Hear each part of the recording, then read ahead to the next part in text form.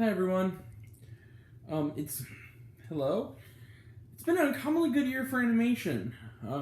Does this film follow suit? Well, let's find out. Hi, I'm Grant, the movie and TV guy. Hello.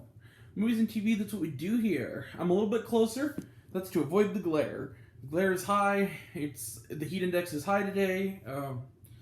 Which makes the movie I watched kind of fitting. So the first of the two we're going to talk about today, and I will get that big shot review out to you this weekend, I promise. I didn't forget. I watched it. I just got to do a video. So right now, though, we're talking about a movie called Luca. Luca, which is the latest film from Pixar, the great team over at Pixar, and it's directed by a man with a very, very, very fun name to say, Enrico Casarosa. Yes, Enrico Casarosa. I believe this is his feature debut. He previously directed the Pixar short La Luna. So what's Luca about? Well, it stars the voice of Jacob Tremblay, the terrific young actor Jacob Tremblay from Room and Wonder, as well as Good Boys and Dr. Sleep. He plays Luca, who is this young sea monster living in the in the Italian Riviera, in this town that's obsessed with fish hunting and sea monster hunting and whatnot. His parents are afraid of him going to the surface. He soon meets another sea monster like him who comes and goes from the surface, named oh gosh, what was his name? Sorry. Oh, Alberto. That's it. Alberto. Sorry. Just watched the movie. I had a brain fart. Named Alberto. Played by Jack Dylan Grazer. Another fine young actor. Quite good in the likes of It, Shazam, and the terrific We Are Who We Are on HBO. Really terrific on all those things. And he's plays Alberto. He convinces him, come to the surface with me. The trick is, when they go to the surface, they turn human. Wow, interesting. But then, their dream is to get a Vespa. And the way they think to do it is doing this crazy race that combines, like, swimming, pasta eating, and, and bike riding. And they soon run afoul of a rotten, sore loser racer who is way older than he needs to be. It's a children's competition, but he's, not above breaking the rules. They also quickly befriend a young woman named Giulietta, however, her presence might be affecting their friendship in different ways. She doesn't know their secret, and they're trying to keep it that way. And on top of that, they're trying to reckon with their own friendship. And that's what this is. So, a lot to talk about. Basically, Luca is wonderful. However, what I really liked about Luca, and this is really interesting, and it's not spelled out, but the man who made it, Enrico Casarosa, has gone on record as saying this is basically a love letter not only to people like Miyazaki and Federico Fellini. It's also a really big love letter to the great Italian director Luca Guadagnino. And you can tell that from Mr. Grazer's casting. He was the lead on Guadagnino's We Are Who We Are, as I mentioned. There's a lot of callbacks, and mind you, this is still a children's film, but there's a lot of callbacks to things like Call Me By Your Name in the visuals. There's some nice little hints. He also, other films he's done, like I Am Love, A Bigger Splash, whatnot. No Suspiria references, weirdly enough. I know, it's a children's movie. But it's clearly that, and going beyond that, this movie is an allegory for othering and coming to terms with your identity and who you really are. And that's the best thing about it. That's the most Pixar thing about Luca. It's really kind of a sweet story about these two young boys who are friends. But the sea monster thing really is an allegory, let's be real, for the LGBTQ feeling of, or just the feeling of being different in anything, being a minority in society. That's what I loved about Luca. The subtext really is there, and it's moving. You like the two young characters. You even like their friend Giulietta. But, all the way down to, the closest thing they get to spelling it out for you, but it's a very effective line, is there's a line saying something along the lines of, a lot of people won't accept him, but people will.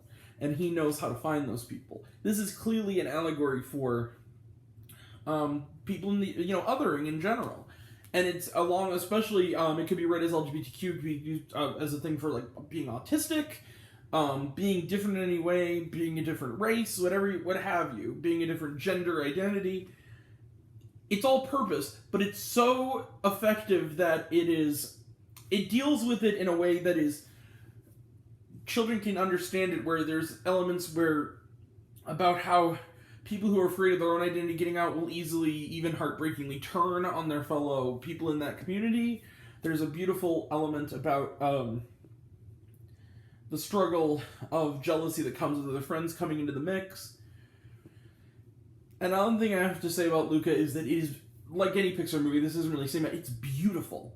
The animation in this is so tactile, and the underwater scenes, there's a couple of shots in here, sequences in here, that are among the best ever animated by Pixar. There's one involving Luca going deeping into the water, and there's a 360 point of view sequence as he's going from the water to the bright Italian sunset. And you're seeing it from his odd point of view, and you're odd. There's another scene where they have a fantasy sequence where they're like on a fishing boat through a magical star field of like magical fish that are neon colored. Beautiful. There's some great casting also outside of it. You got people in there like Maya Rudolph as Luca's mother. You got Jim Gaffigan, that's really the Hot Pocket guy, as some people know. Terrific stand-up. Check out his Hot Pocket bits. They have like a supercut in his stand-up. Terrific. He's the dad. You also got people who pop up in the film, such as Sandy Martin, who I believe was the grandma in Napoleon Dynamite, actually, who's the grandma in this. You also got a nice little running, funny cameo as like this eccentric uncle played by Sacha Baron Cohen. That's right, Jake Samash. It's me, Borat. Yeah, he's Borat. I like you. I like to see monsters. It's nice. Sorry. But yeah, I loved Luca. The one thing I will say is that I'm not going to quite pull the final full trigger on it, and that's mainly because, though I did really, don't get me wrong, this is a great film, and I'm definitely recommending it. My biggest thing is that, though it was moving and it was funny at times, especially a running bit about a cat with a mustache that matches that of its owner was quite funny, it doesn't have that extra pow, that extra sucker punch, something like Soul does, or the best that Pixar has done. But still, in a year of great animation, Luca's a great animation. And I'm going to give it, I can't give it 5 stars, but I can get pretty close. I'm going to give it 4.5 stars out of 5.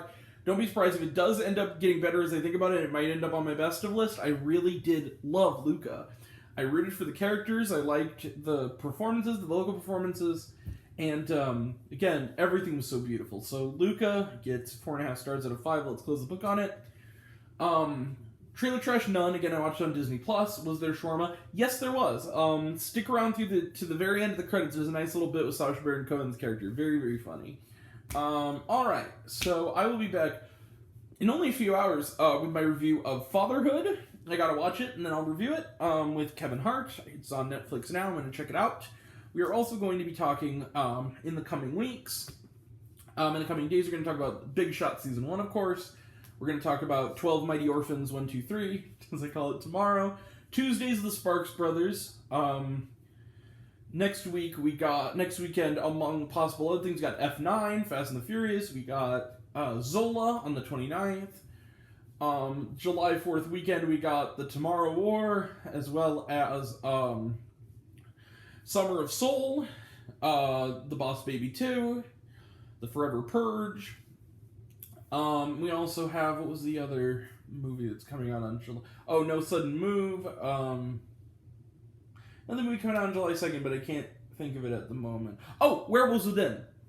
That was the other one. Alright, Werewolves Within, and then we also have The Midterm Report, as well of the best and worst movies of the first half of 2021. We also will be talking about Black Widow, and maybe do a spoiler video. So that's all, and then we also got some stuff else, in the future. We got Loki Season 1, we got iCarly Season 1, and Why Women Kill Season 2. So, that'll all be next time, and until next time, I'm Grant the Movie and TV Guy. I see it all, I'm happy to share it with you. I love you all. I appreciate you all. I love you, Class is missed. I love you 3000. Be kind to one another.